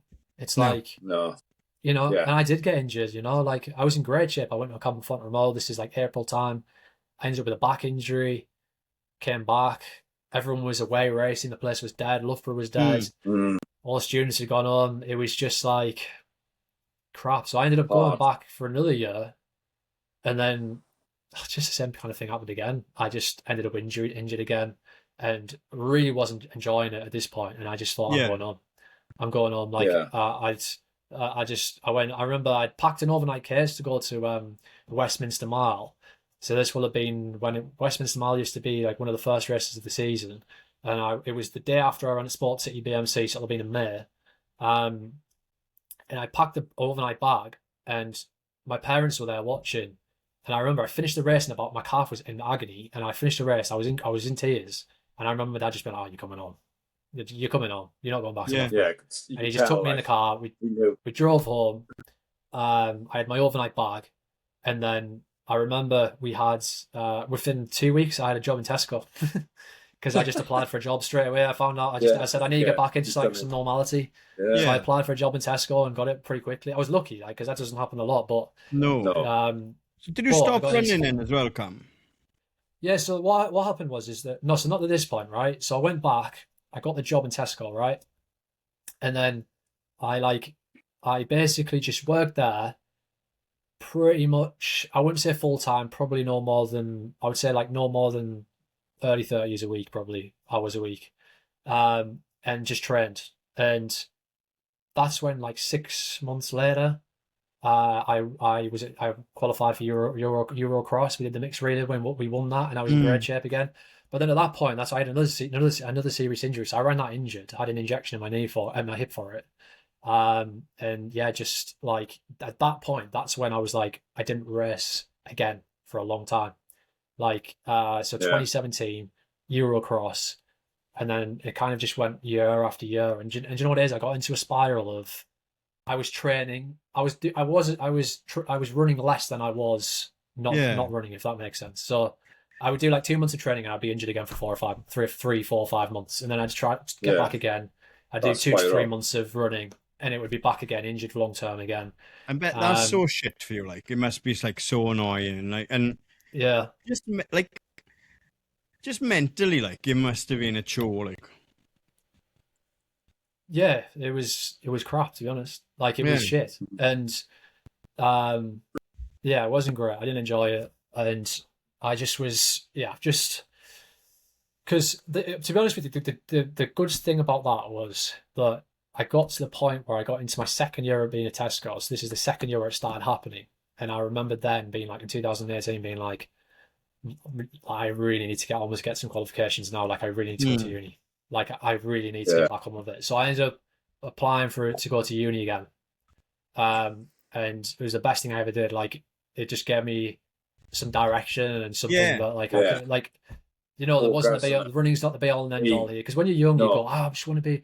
Things are going great. This is what a lot of youngsters do. They like they run well, don't they, at a young age, and then they go, shit, I need to, I'm gonna be a pro runner. Like, then you get a couple of years of injuries, and then they go all in, and it just doesn't work out. It's like my advice would always, like go to uni, like, because the thing is, when you finish at uni, you're like 21, maybe 22. Yeah, that's so young. Anyway, I ended up applying for uni. I ended up accepting a course at Durham. I did biosciences at Durham. Really, really enjoyed it. Still going through injuries there though, like just constant injuries. I still had the degree as well, but I still remember, right, in like the time I was with one of my Stalin visiting my ex-partner, and she was coached by Chris Thompson at the time. So I was 24 at this point. And I remember he was like, I was kind of like injured, didn't really know what I was doing. I had no coach at this point because I'd left Loughborough. Yeah. Also, not many people were really interested in coaching me. Like, no. Like, literally no one was interested in coaching me. Like, because you kept getting injured. Nah, I just think that I hadn't had any success, and I just think like, I think that, you know, like, a lot of coaching is, you know, you either go to a club for options, or you can be coached remotely. And the thing is like a coach, not many people, I think, will give you an opportunity to coach remotely and put some time and effort into you if you've been off the radar for 3 or 4 years. Or 2, even 2, 3 years in my case. And I remember then I had no coach, and I remember Chris Thompson just turning to me and being like, what are you doing? I was like, oh yeah, I'm injured. And he was like, I was in the gym at the time, and I didn't really know what I was doing. I was just picking weights up, doing random bits. And he just went, right, do this exercise, do this exercise, do this exercise. And do them in sets of like 30 seconds here for this rep, 30 seconds for this one, and just go and hang on that bar for 30 seconds. So I just did that session like 4 times or something. And I was like, oh, great, because it's a sense of purpose. And then he was like, right, we're going to go for a coffee. So he sat me down. He took me for a coffee, which was really nice of him, by the way. Yeah, he didn't need to do that. It's Chris Thompson, like. yeah. And like, he took me for a coffee, and he said, what are you doing? He was like, you are literally just like moping around. You don't know what you're doing. Like, you've obviously got a bit of ability there. I don't know loads about you, to be honest with you, but you've obviously got a decent amount of ability. And he was like, who's coaching you? So then he started writing down options for me. Who can I contact for coaching, like, and all the rest of it. And then he was, I remember saying to him, I'm 24, my career's over. Like, I'm too old. I'm too old. Because honestly, that in Loughborough, right, that environment made me think that the 24 was like the end of my career. Yeah. Because I hadn't made it at that point. It was very much, the Loughborough environment was like, if you're on funding, then everyone's around you, right? But then if you're not on funding, you almost feel like a pest being around the area. Yeah, it's such I think it's quite toxic personally. Like, I don't like it because it's not where I come from. No. It's like everyone does it because they love it, you know, like they want to help people out and all the rest of it. But anyway, and he just laughed at me and was like, you're a baby. 24 is so young. And I, at the time, I look back now and I'm like, yeah, you're right, he's right. And I ended up being coached by Lindsay Dunn for a few years. I don't know if you've heard of him, but he was a coach up in the Northeast. No. Coached a lot of decent runners, called like Brendan Foster, and a guy called Charlie Spedding, who won the bronze in the Olympics in '84 for the marathon. A guy called Nick McCormick as well, who I looked up to a lot when I was younger. He's a Morpeth runner. He went to the Olympics in 2012 for 5,000 in the Lindsay. It was through a conversation which I had with Max Colby, who was another good runner, one of the old boys in the Northeast, all their group. Ended up setting me up with them. Yeah. And so I ended up being coached by Lindsay for a little bit, up until probably 2020. And unfortunately, Lindsay passed away. He got me back running one race after, so I went from 2017 to 2020 and I ran out my 5K, and he was finally got me back on the line, and unfortunately he deteriorated really badly with a condition he had, and passed away, which I'll be honest with you was like a horrible time. Like, it was the first time. Yeah, it was the first time because we grew really close really quickly. Like, he was almost like for a long time, have he? Yeah, this is it, mate. That's pretty much what it was. Like, no one, like, he was like the first person, like, and he always spoke to me like, and told me, I think you've got the ability to.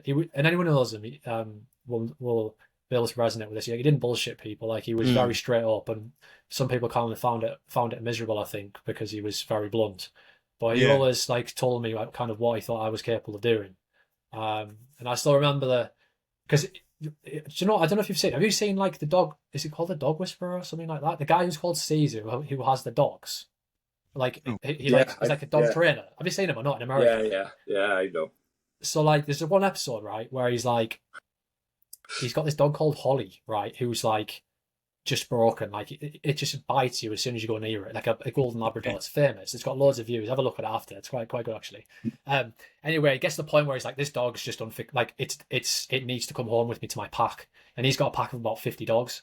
Yeah. Anyway, so he brings it back to the park. He like brings this dog who's just got issues and brings it back to the park and introduces it to his pack, and then obviously then it helps it get better. It was like almost like a similar story. It kind of resonates with me with Lindsay because he basically like took me under his wing, brought me into a group of lads who were like they all work full time, proper, but like a old school set of boys who all went down every week to train, got on with it. We all got on. We all encouraged each other. We went for coffees every week together. Went out for meals all the time. Really good atmosphere. It was kind of like that for me. I'd went from being like feeling really lonely in the sport and not really having any sense of direction to suddenly feeling like I'd landed on my feet with like a group which was I love that. Just all balls that like just there was never any jealousy, never any animosity in the group. No one ever fell out. We all agree. Like it's such a rarity as well. Like now that I've seen the pro side of the sport, like it's and when he passed away, like I still remember, like honestly, it broke me for a while, like a long while, like it. Because you obviously see people firsthand deteriorating, don't you? And you think, shit. And I still remember the day that like he passed, and I remember thinking like I went down the track to do a session on my own, and I remember my mate Kieran Ray came down because he rang me up to ask where I was at, and I just remember sitting there thinking, fucking hell, I'm on my own again. Like, like that's what I felt like. I felt mate, you've had like a roller coaster, and a lot of it's been sounded rough. A lot of kicks. It is, but you're still you, like you're still rocking up. And exactly. If you hadn't met him for that short period of time, who knows if you ever go back on a start line? I don't think I would have. I genuinely don't think I would have. I don't think I'd have been running now. In fact, I know I wouldn't have. And he like taught me such a lot. He taught me a lot in such a short period of time. And one of the main thing he taught me was to stick by your principles. Just like he would never shift on his principles. For instance, like if it doesn't matter how good of a runner you are, like he would never shift on his principles. Like if you thought you weren't committing to the training, he would say goodbye.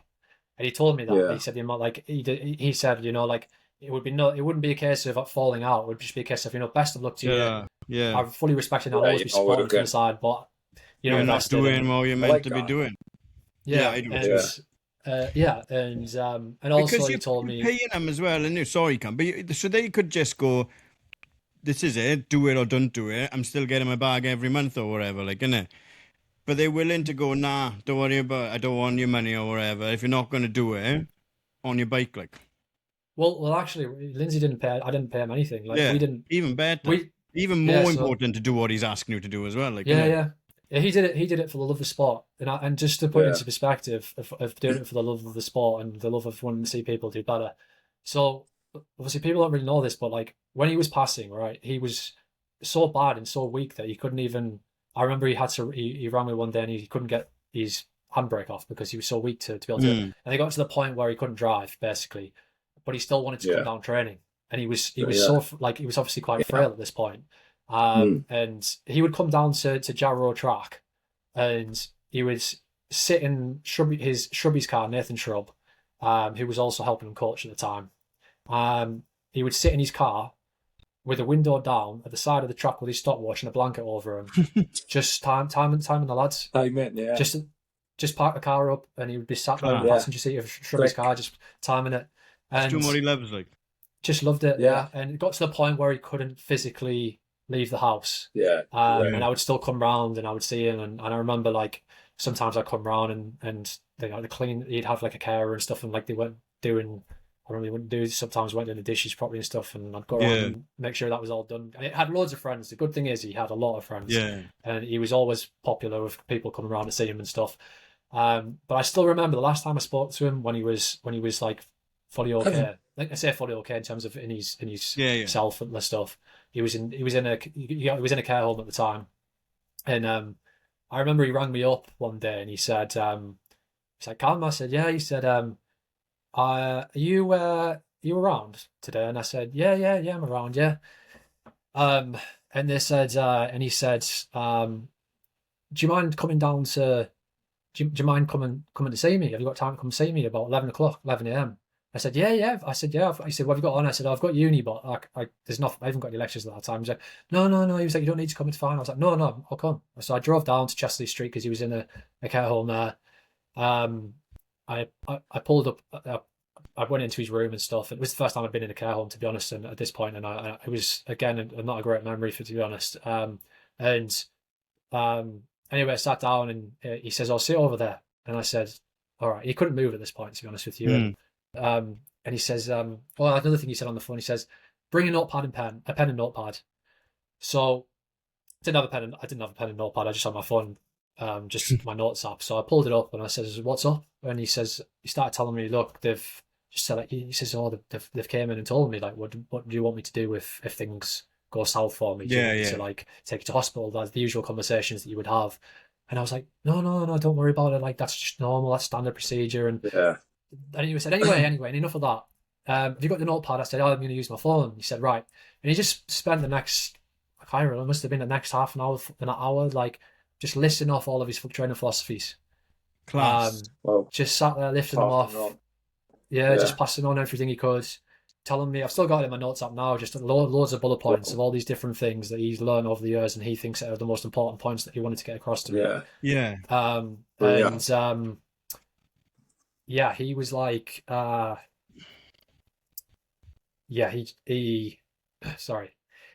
was that bad memories.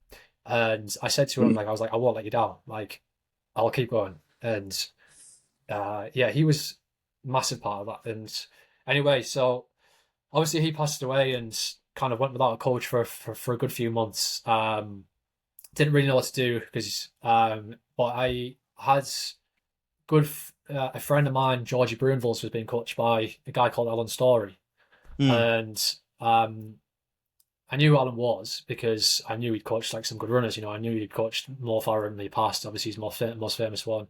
Another one, Mike McLeod, that I'd seen. I knew he coached because he's from the Northeast. He coached him to silver at the end of the '84 Olympics, the 10K. Anthony Whiteman, like, so he coached quite a few people like back in the day that I knew about. And Georgie had said, you know, I can introduce you. I'd met Alan before at Chris Thompson's wedding back in the day as well, like a few years before that. And I knew he was a bit of an interesting character, and I just sent him a message a few months later and was like, you know, obviously you know about me and about Lindsay passing away and stuff because he knew Lindsay, and I said, like, I basically don't really know what to do. Is there any way that, you know, you'd be up for just helping me and advising me on what I'm doing and stuff? Like, and I'm not asking you to coach me or anything like that. And he just messaged me back straight away saying, and this is back in 2020. And I remember he just said, "Listen, I will help you as much as I can, and we'll just see where it goes from there." I mean, that's the best way to do it. You know, you don't need to commit to anything. Let's just see how it goes. I'll give you a bit of training. I'll just suggest it to you. And then I ended up being coached by Alan after that. That's how I ended up being coached by Alan Story. So he just would send through emails, talk to me a lot on emails, send me big long. I mean, anyone who knows Alan will know. Like he'll send paragraph emails about. He'll just start randomly thinking about something on a night. He'll just after he's had a few whiskeys, and he'll just message me a long, massive paragraph, being like, "Been thinking about this. I've been reading this article on these things to do a running. What do you think on this?" Yeah. So I don't think like you don't need much more now because you want it again, you're hungry again, and you want to put in the work, and you just need accountability, really, more than, like the sessions you've had off Lindsay, the information you've had off him. You've got a reason to be on start lines now. You just need a little arm around your shoulder, nudging in the right direction now, more than anything.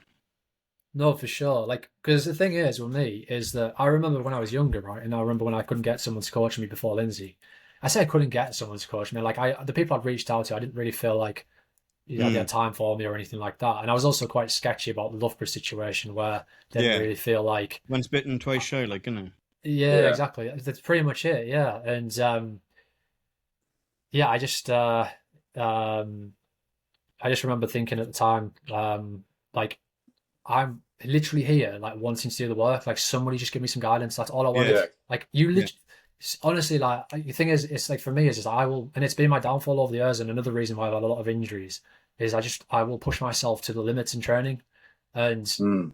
now I know that that's not how you train. Like you don't need to smash yourself every day. No. And um, Alan was good enough to like I've learned a lot from him. Like he's more of a mentor as well than a coach, I'd say. Like he teaches me a lot about everything I do. There's a purpose behind everything I do. The training systems we do. I'll always ask him because I'm one of these people. I want to know why I'm doing something. So I say to him, Yeah. "Why am I doing this, Alan? Like why am I like why this session and not something else?" And he'll sit and give me the physiological reasons for it. And it's very rare that I'll like say I disagree. Like I can't even think of one time really that I've turned around and went, I'm not doing that. I Yeah. think maybe I Don't think haven't. it's I going to can't be right. remember. There probably is one time. But Yeah, it's pretty like he tough. does send But some not pretty many, yeah. monstrous sessions at times. Yeah. But yeah, no, he's been coaching me. I mean, he's been coaching me since 2020, like I say, and it took us 4 years to get going, to be honest, Yeah. with injuries and stuff. But Yeah. And yeah, and you're have some back. success. Touch Yeah, wood. exactly. And So enjoy. And I think you're a better athlete for everything you've been through. By like, I wasn't expecting this to be the conversation we had, but I think obviously all that has made you a much better athlete now. Going into, you're still young now, like 32. You're still young to no, for be a runner, sure, to be an athlete. To be a runner, And I yeah. for think sh- the bumpy you, ride you've been on, you've got a chip on your shoulder. Of course you have, like, but you need her if you're no, going to for fucking sure. take tapes.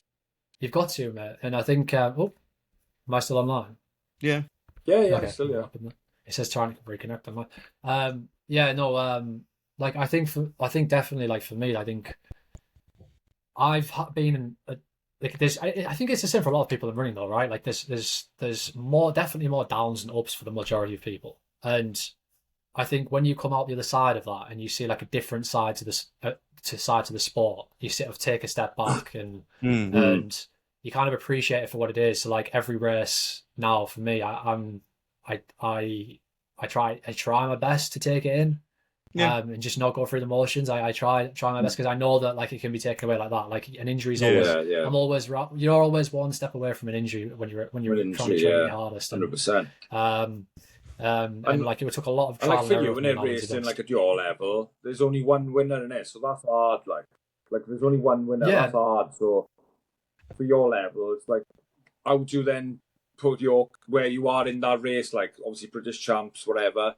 Like there's only one winner, so for your level, for us, we're running against. We're just running against our watch. I mean, for us, like for you, it's different. Than your race, and you wanted to win, and you toe a line, you're going to want to win. Like obviously, I want to win. Obviously, I do. You know what I mean? There's different levels. I'm just running Yeah. against my watch, so it's a totally different side to it for you, and then mentally as well. Then I suppose.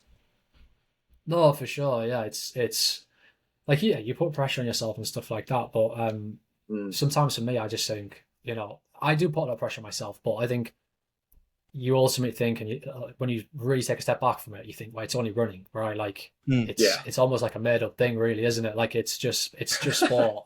So, which is like not what I would be thinking before a race, by the way. Like I'd never think that to a degree, but No. when you take that step back and you've been on the other Yeah. side of it and stuff, yeah. But in terms of like running with a chip on my shoulder, like I think, yeah, to a degree, I used to find it difficult when I was younger, seeing like my friends who had grown up racing against and competitors, like their careers taking off, and I was sat on the sidelines banged up. That was difficult to take at times. But I think the more you get older, the more you realize that there's a saying of, there's enough room on the top of the mountain for all of us. Like, so you can either sit back and be bitter about someone for doing well and be like, oh, I hope they don't do well because it might expose how like it might expose me or something like that. I don't want them to do No, I better know what than you me. mean. Yeah. And that and I almost think that's like sometimes probably a natural thought for humans to think like that at times, Definitely is. because you want it to be Yeah. you, but then at the same time, like take inspiration from it, like because at the end of the day, that's not going to stop you from getting to where you want to get to. No, Exactly. That's a great point. Yeah, and I think when I had my breakthrough race last year at Trafford, I remember I think I said after, like I looked at like Georgia Bell and was like, "Yo, she can do it, then why can't I?" We're the same age. And great point. Because it makes you. What was it 4 years ago? She was running a park run, and now she's friggin' it's crazy, killing the world. Yeah, it's crazy. We're in an era though now, aren't we, with like the new shoes and stuff and the technology where, like, you can have time out and come back. And we're almost at a point now with the volume and stuff that people are putting away. We're almost training like cyclists to a degree. We're not putting away 5 hours a day, but we're putting away some people are putting away some pretty hefty mileage. You Big see like it's mad. Massive sessions. Yeah, it's mad. We can train hard and recover harder because we're not, if I do 10 by K on the track, I'm not sore. My legs aren't sore the next day. But if I did that back in the day when we had those little tiny shoes, my calves were in pieces. I remember transitioning from the grass when I was younger to the track. My calves were in pieces the next day just doing strides on the track. It's everything, isn't it? Like nutrition's more known about now, recovery's better known about. Like I say, the technology's better. So everything as a package, you can recover more. You can go harder. Like that's what you boys and even like fucking people that run 1500s are doing like 100-mile weeks. It's fucking mad. It's mental, and I think as well it's like the training philosophies. Like we have so much more access to people's training now, and people's training diaries or people's philosophies. Like with the whole, I think the Inga Brixtons have done a lot for the sport because everyone's doing threshold now. And before they came out and had the success that they had, I would say that there's not a lot of people that would actively say that they're doing a lot of threshold work. They would probably say we do tempo or something on a Tuesday, but they weren't going out and doing treadmill threshold sessions, which I do a lot of. And that was another big thing for me, like changing the training to suit my body, like and the type of runner I am. I've had like massive success from that. So it's there's that as well. There's so many different factors, and I think the sport's in a lot better place now off the back of it. A lot of people don't like the whole technology's moved on, and we're obviously bringing a lot more people in now because it's a lot more cooler now to run, isn't it? Like we were saying earlier. Yeah.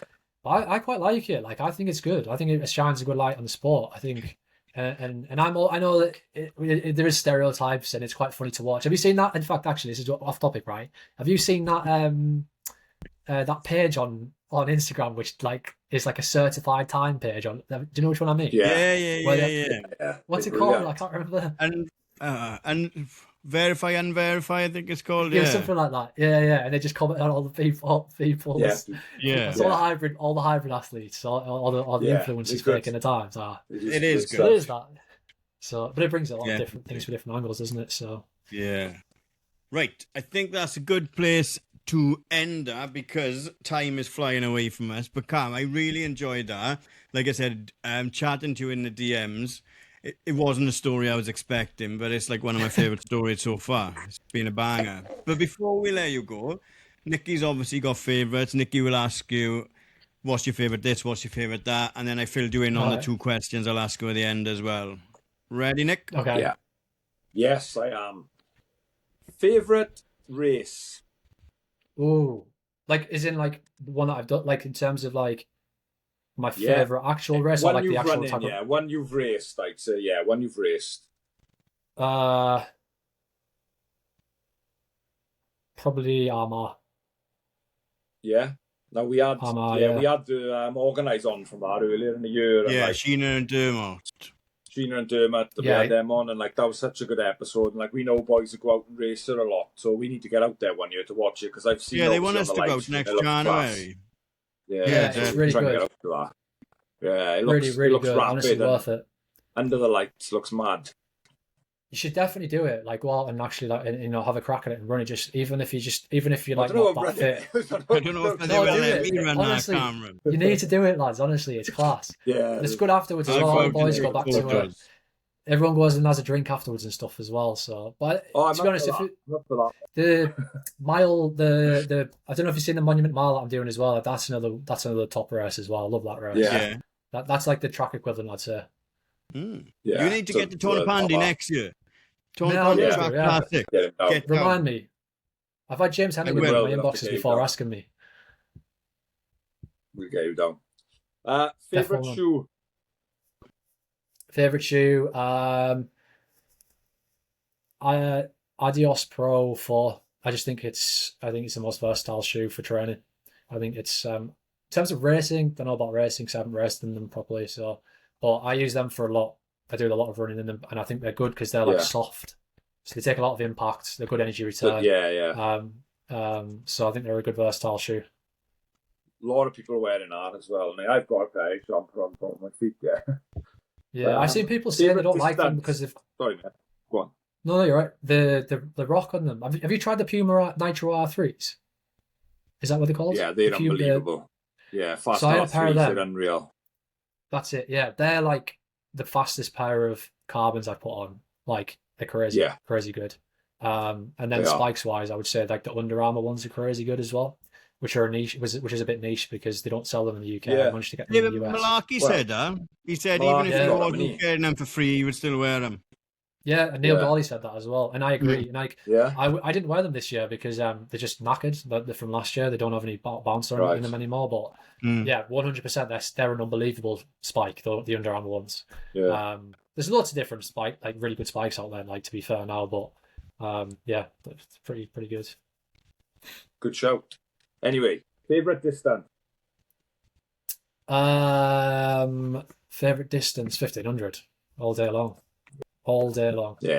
Just the best distance by far. It's the blue ribbon as well, isn't it? Like it's it is. Class. It's like the big one, and it's the one everyone wants to. We're going Saturday to the 1500 in Birmingham. Obviously, that's the main race, and it's like the big one. When the order come out, it's like right, we got to go to the 1500. We thought Jakob be racing, obviously not, but it's the biggest, and it's like I don't know why. It just seems everyone seems to love it. Yeah, for me, it's just natural. Like do you know, like even since I was about 17, just running like 60-second pace has always felt really natural to me. So I just think I can bang out 57s all day in training and feel pretty decent. They're not saying that. I'm not like 55s like Mr. Kerr, like knocking out them 342 miles. Not that. Not that. I wouldn't say I'm running 55s easy, like, but. I mean, I'm mad. It's only a couple of seconds, like.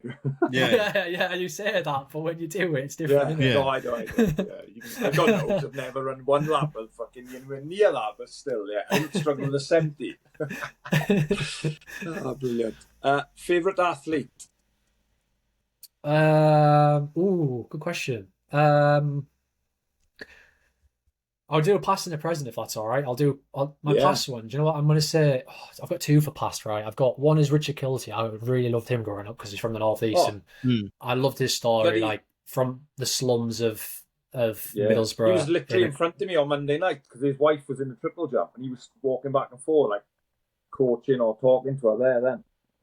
Oh, you should have got him. You should have collared him and got him, asked him to go on the I pod. should have. I was out with him, but then I spoke to Jakob. Yeah. If I see him, he comes down Durham track. If I see him, I'll try to see if he can get him on. Yes, Agent Cam. Don't put him on tracks there. Sure. Put him on you. Yeah, I'll get him on your boys, with you boys. Thanks, man. But also Greg Rutherford. Love Greg Rutherford. I think he's a great guy. From I've met him. He's one of them. What I see on TV now that he's on the champs. Like it's exactly what he's like in real life. I have a great story when I was like 20, right? I don't know if you remember. They used to do the Great City Games. They used to have the mile track along the road, and they used to have. They all used to do it. All loads of athletes used to do it because we'd have a night out paid for after. So we'd go down the quayside, and it was the end of the season. We'd be in a nice club and we'd be having like just free drinks for the whole night. And I ended up in a club. Ross Murray, who was a former runner, he organised us to go to a club in Newcastle. And I ended up on a night out with like Richie Kilty, who just won that year. It's 2014. He just won the world champs for the 60. Greg Rutherford, Christian Taylor for the triple jump. I remember Greg Rutherford was like coming over to me. I didn't have a clue who I was. He just knew I was a young athlete. Came over to me in the middle of the club, put his arm around us, and he's like, are you having fun? I was like, yeah. He's like, all these drinks here, they're free. You make sure you have a few of these drinks. And I was like, yeah, definitely, yeah. He was like, if you need anything, if you need any help for anything, let me know, right? And I was like, yeah. And then he just walked off and started dancing again. And I was like, that's literally the Olympic champion.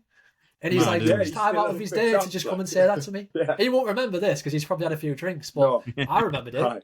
But Yeah, it's like exactly. that's why he should always be sound Class. to the young kids and drop them a line every now and if they do well because they remember that, right? Definitely. Yeah. Oh, But I like Josh That's a Kerr great as well. point. I like Josh Kerr. I think he's top. I'll man. allow that, but I prefer Jakob. I just think like I can't. Josh Kerr hasn't got like he broke the mile record, and I didn't give a shit. Like I knew what he'd done, but I don't know. There's no aura with him. Like whereas Jakob, like your social media must have been more popping last night just because Jakob was back than it was when Kerr broke the mile record. Do you know what I mean? Both. He's an exceptional athlete. I just can't find any aura in him. Like. Yeah, I see what you mean. My mate Rich Morel was saying this to me today. He was like, "Mate, the aura that guy's got, Jakob is just crazy. Like he just honestly unreal. Like I said earlier in the pod before you come on. Like I was there. I was front row right on the start of the 5K. All the restaurant come sprinting out doing their bit.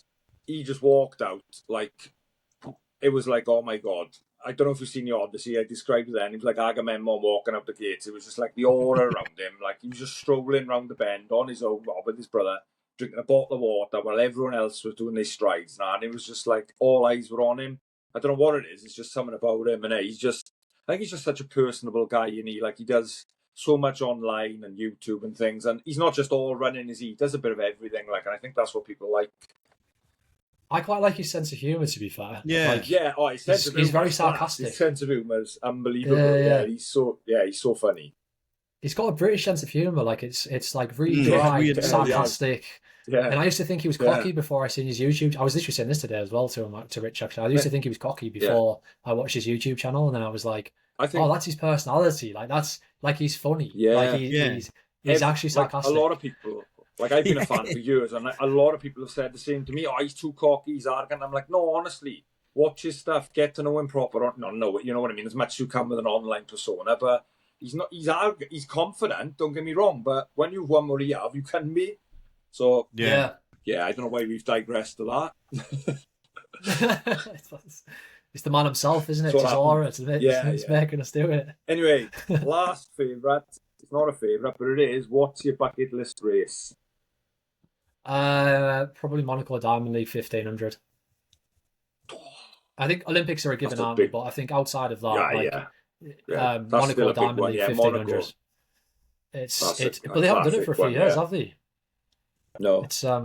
But it's always been the race always been the race for the miler to do. The Monaco 1500. I always used to watch it and be like, what are they going to run? Who's going to go? Are they going to break the world record? It always used to be a world record attempt every year. Yeah. More far on like 328. Happy days. Right, Cam, we need a song for the playlist, a song, Guess You Pumped, or just a song you want to add to the playlist. I don't care what it is. I'll take for the playlist Return of the Mac. Oh, what a choice. Yeah. What a choice for a 32-year-old man. Old school, that. Old school. It is. And who would play Cameron? Ross Boyek in a movie of his very interesting life, it turns out. Which would probably be a pretty good movie as well, actually.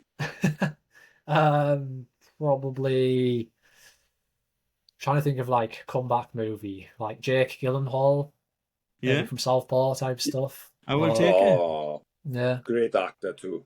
I mean, this is a bit more extremist story, mine, but like, yeah, like Roadhouse, Jake Gyllenhaal. Yeah, Roadhouse. Yeah. Some boy. Absolute pleasure. I'm glad we finally got this over the line. Really enjoyed our conversation. I hope you can get down to Tornapandy for a couple of laps around there. Come down. I know it's a trek, but it's a hell of a day. And there's some fast people there, so you can push them around. I'll do it. I'll do it. I'll definitely come down at some point. Definitely. Is James T going to be there? I love James. James will be there. You just try and get the mic will probably be there. You can't help it. I'll have to drop him a line or something. But yeah, no, boys. I appreciate you having me on, though. Like, thanks very much. Oh, man. It's been Thank you so much for your time, mate. Class. No, definitely it was good. I'm sure we'll catch up Happy at some point. days. Hopefully, if let me know if you're at any races or anything like that. Um, then we can have a few beers or Are you something. coming down for you don't run, you're not doing home nations or anything like that? Butte Park? Nah, I won't be doing that. Nah. That's like That's, 20. That's a few weeks time, isn't it? Yeah. yeah, Yeah. this Nah, I September won't be this doing year, I that. think. And it's a bit later. Is it? Was it in No. Cardiff? Yeah. Yeah. It's a Yeah. 5K on the road, and well, in the park. It's class, a good event, but yeah, it's good. Nice, You went to nice. any of the? You going to any of the games this week? Any nights? I'm not going actually. I'm a little bit. No. I don't think I don't. I kind of would like to go down and watch, but I just think I don't know. It doesn't really. It's just quite inconvenient, isn't it? I don't know. Like, I Yeah. I don't. The atmosphere. If it was a full crowd, I'd be more enticed to go down.